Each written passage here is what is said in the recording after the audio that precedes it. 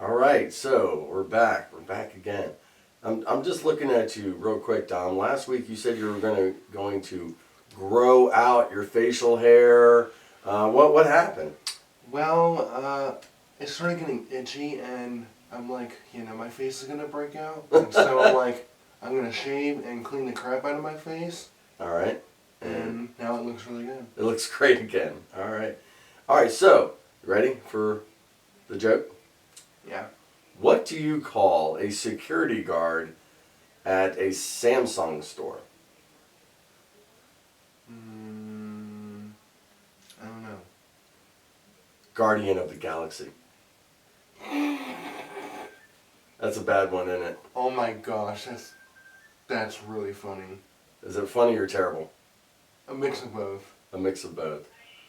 All right. Welcome to Dom and the Coach.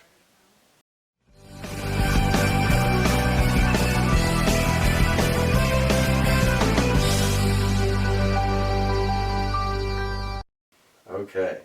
So I just want to point out the obvious. What's going on is Dom is wearing Expense Apparel sweatshirt.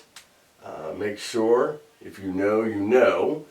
Expense Apparel, and mention Expense Apparel on your next purchase. Or I'm sorry, don't mention Expense Apparel. Mention Dom and the Coach on your next purchase of Expense Apparel sweatshirt and get $5 off. Thanks Expense Apparel as well. We really appreciate it. Yes, thank you. And so we're jumping. We're going to jump right into our top 5 now. Our top 5 favorite cold openings of The Office, and this one was recommended by my nephew and Dom's cousin, Big Nate. And so he wanted to know what our top 5 cold openings for The Office were. Then The Office is a TV show. If you haven't found that out, Great TV show. you're under a rock. You need to watch it. But Dom, before we jump into our 5s, okay, can you explain to everybody what a cold opening is? Yeah. A cold opening is a narrative technique used in television and film. It is the practice of jumping directly into a story at the beginning of the show before the title sequence or opening credits are shown. Okay. So I'm glad that Dom read that to us. So pretty much what it means is you just jump right in. So we have our top 5. You ready? Yeah. Okay. Alright, so number 5 is definitely got to be Kevin's chili. When he walks in, talking about how he cooks it like all night or whatever, and then drops it Right in the and middle uses of the the paper to try to clean it up. Every time I just laugh so hard. Well, my favorite line about that is that he's sitting there talking about the whole Dom described it to a T, and he drops it. And as he's cleaning it up, you can hear him saying, "It's the best thing I do." And as he's made this huge mess. All right, number 4. 4 is fire drill. When Dwight plans this fire drill thing where he like heats up the door handles, put firecrackers, and like does something with like smoke. Yeah, and actually he even started a little fire. Oh yeah, I think he in put a it like trash a can. cigar or something. Cigarette, that's okay. Yeah. And everyone was freaking out, and then he was like, "Attention, this is just a drill," and then they are like so mad at him. What? But what's even funnier about it is that he locked all the doors. And he turned off the phone lines. And everybody's running around, "We're not going to die in here." Michael wounds up throwing out a projector out the window. Who was it? It was Oscar. Oscar tried climbing out through the roof. And then falls. And he falls kind of down into it. Angela Throws a cat. She up has there. a cat in her cabinet, and she throws a cabinet to him. And then that's what causes him to fall. They both fall. Right. Well, no, the cat falls down, and then a couple seconds later, Oscar. But then at the end of it, and Kevin goes into the break room and throws a chair into a snack machine And and steals all the starts stealing all the snacks. You know, and then at the something end, that Kevin would do. right at the end, Stanley. Stanley actually he passes out, has a heart attack. And then at the end of it all, that's when everyone's like trying to help Stanley, and they start taking out their cell phones, calling 911. So, just kind of one of those silly things. Fire drill. That was an epic cold opening. All right, then my number 3 is going to be when Andy plays the song "Closing Time." Oh yeah. Closing. What I just time. love about that is like when Stanley was talking about, I had no care in the world for that song, but I know when that song plays, it's time to go.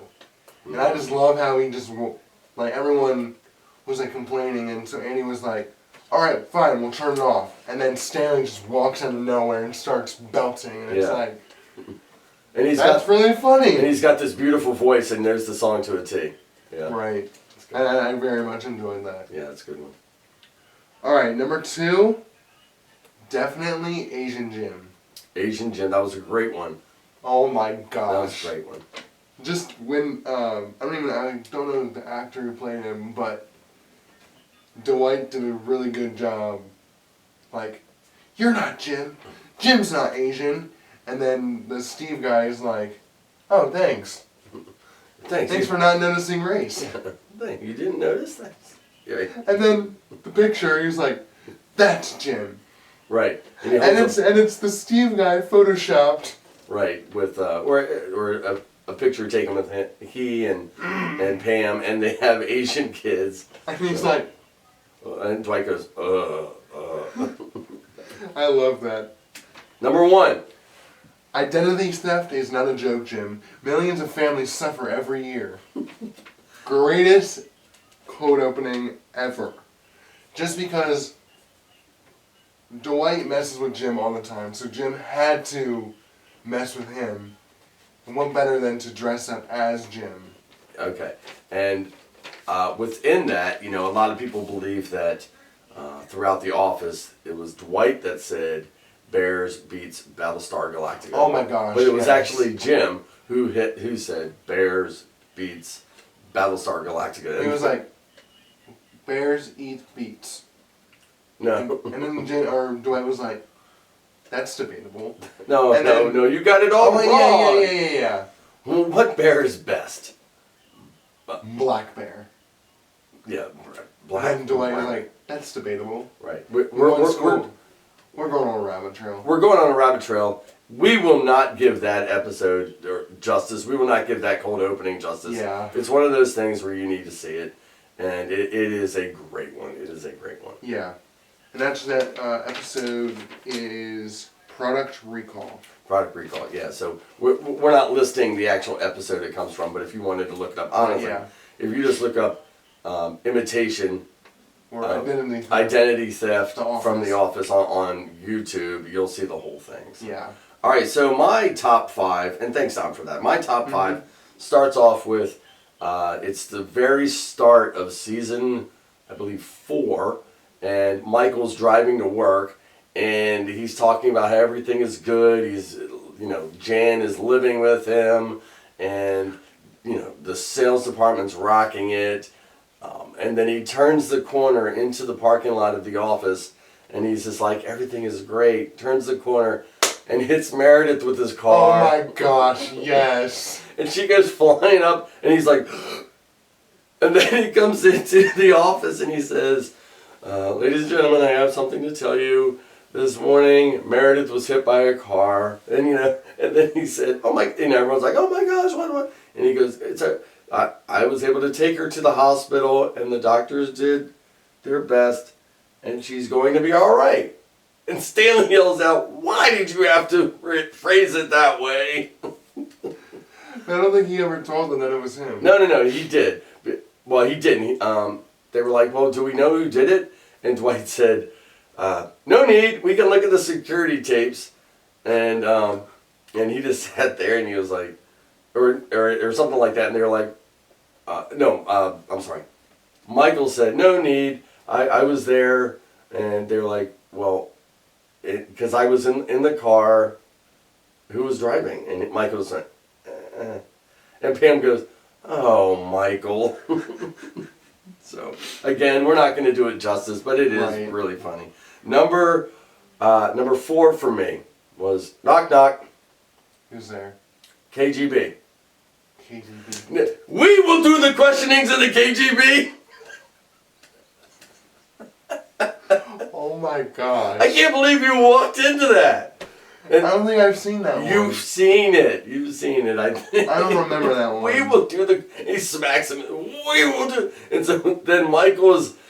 Dwight did that to Michael, and then Michael's coming back. He's like, "What was that, Dwight?" And then he, like a minute later, he was like, "Knock knock," to Jim, and Jim's like, "Oh, sorry, not available." Knock knock. Well, okay, we'll come back later. That was number 4. Number 3, the office employees are listening to Michael drone on in a meeting, and Michael's talking, and the whole office is like doing this, watching the DVD square bouncing Oh my around gosh, the TV. yes. And for, you Generation Zs and any Generation As that are watching this, you don't know what that is. But for the rest of us, when we used to wait for the DVD to play or to get going, the little box on the TV would bounce around. That was the screen, not the screen protector, but that was, Screensaver. the screensaver. It would just bounce around. Well, yeah, that was when you pause the video, and that's after a right. time, It would go into the screen That is a good episode. and it would bounce around, and so they're all watching, waiting for it to just get right in the last little bit of corner and everything. So, and it finally, Michael's just talking. He has no idea it's over here. He's just talking away. We should do this, and right when it would get there, and it didn't, they all went, "Oh!" And Michael's like, "Well, all right, we don't have to act like that." So, and then finally, everyone's just kind of leaning in. Hey! And it finally got there, and Michael's like, "Yes, yes!" And they're like, they all get up, and they're leaving the meeting like that was the meeting. And someone goes, or it was Kevin, was like, "Best meeting ever," and walked out. And Michael's like, "Sometimes when you got it, you just got it." So, number 2, parkour hardcore. Yes. Andy, Michael, and Dwight are jumping around the office or running around the office trying to do their type of parkour. And, of course, everyone's just kind of sitting there working, and they're running across the desks. And it's just like, oh my gosh. But it's just kind of funny to hear them yelling, "Parkour!" And so... But it was also good when they were outside. yes. And Andy was like, "I'm going to go from there to there, roll over the trash can," and then he jumped, but he just falls through the box. Right, he and jumped. then just ends. And you hear him Just go, goes in. you hear him go, "Parkour!" And then it goes right into the opening credits. Yep, opening credits. Okay, and then my number 1 cold opening was when Michael burned his foot on the George Foreman grill. I forgot about that one. I mean, just from the get-go. I mean, excuse me, I love the smell of bacon. That was one of the quotes. But pretty much Michael he stepped out of bed, or in the morning he would wake up, he would turn on his George Foreman after laying strips of bacon on the George Foreman grill, and then go back to sleep. And then he would wake up again to the smell of crisping and frying bacon. But that day, he decided to step out of bed, and he stepped onto the George Foreman, and it closed and clamped his foot on it. And then he shows his foot. He brings his foot up onto, like, in front of the camera, and he had lines going across his foot like the George Foreman grill lines. But just the comedy that ensues from the whole group of it. So, Yeah. But anyway, again, that's our top 5 cold openings. And thanks again to Big Nate for recommending that one to us.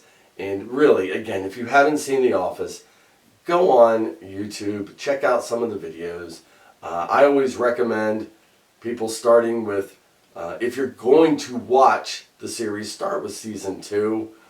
Season 1, if you're just getting into it, it's really, really rough and cringy at first to understand everything that's going on. But it's pretty much a documentary following a paper company. That's the premise of the show. But then it turns into just something greater. Yeah, it was so much greater than that. And The Office is, without a doubt, my favorite TV show. Mm-hmm. I've seen it. It would be in my top 5. All right, TV shows. I've seen it start to finish. I hate to say, 13 times now.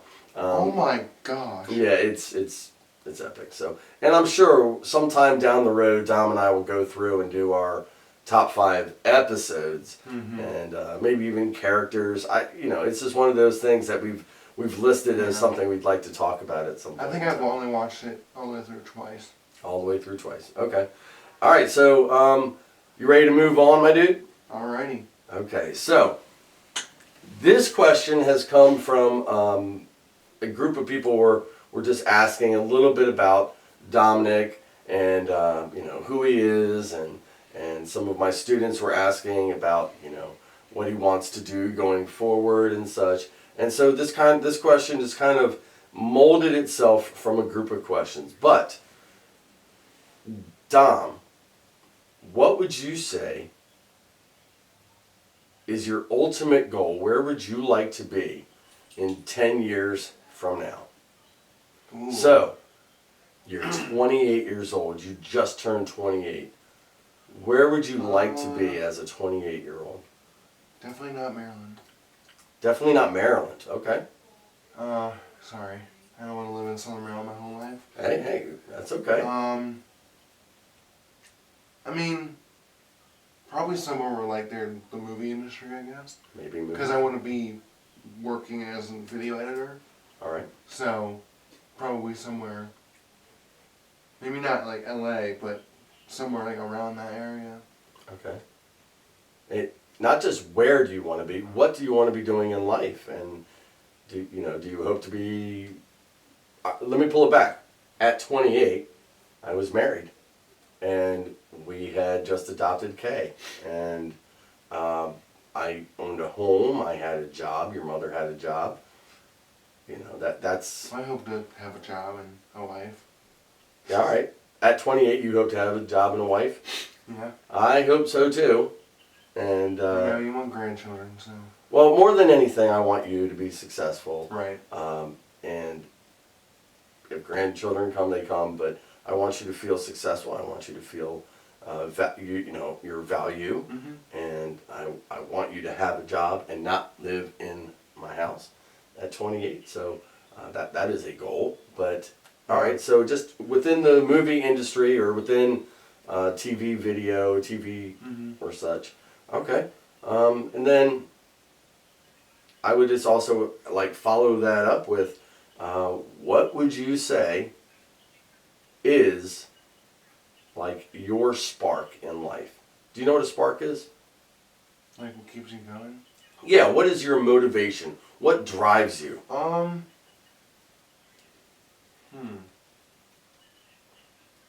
It's a tough question. There's a lot of things I can say. And while he's thinking about that, I just want to tell you all that when it comes to the questions that I asked Dom during our podcast, he never knows what the question is. So I like to surprise him with them so you can see really what's the first thing that comes to mind. So a spark. I would say probably God, just because after my cancers and stuff, like, I think I made like a statement or something. I think, it was when my grandfather passed away. I said that God chose me to live, and so I'm gonna. I don't even remember what I said.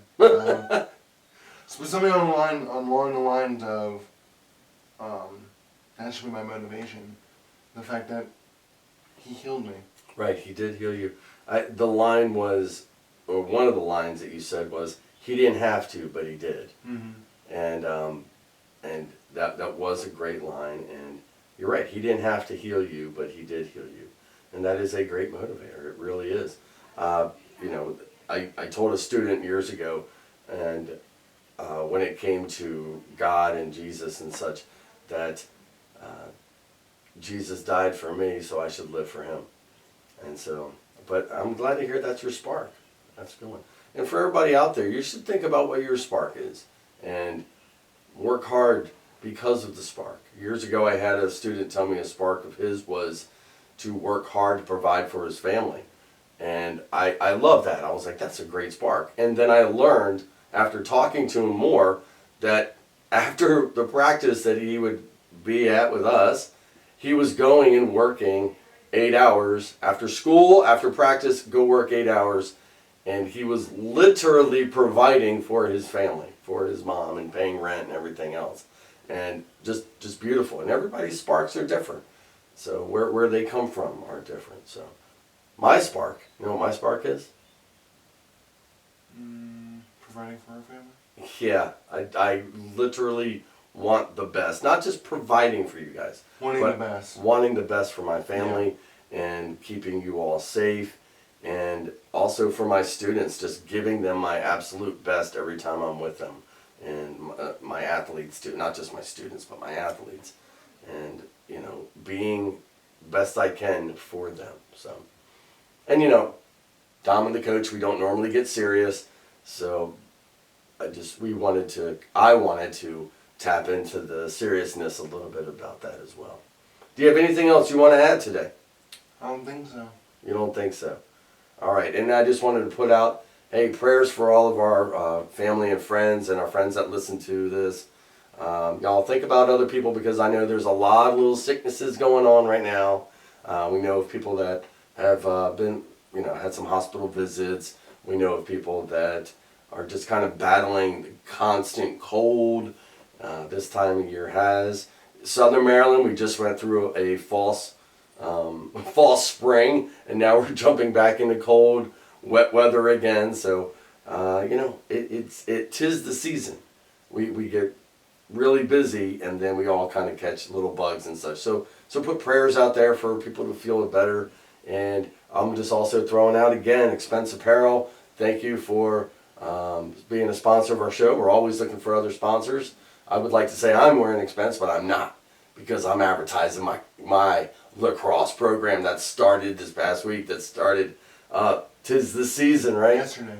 It started yesterday, but when this comes out, it would be a week and such. Oh, yeah. And to all my lacrosse family, loving y'all. We're gonna have some fun this year. I really promise that. So, Dom, thanks again for your questions. I loved your cold openings. Thanks for helping us learn it. Again, y'all, hit like, hit subscribe, post comments. We love reading them, and also listen to us on Spotify. And that's it. Thanks again, Dom.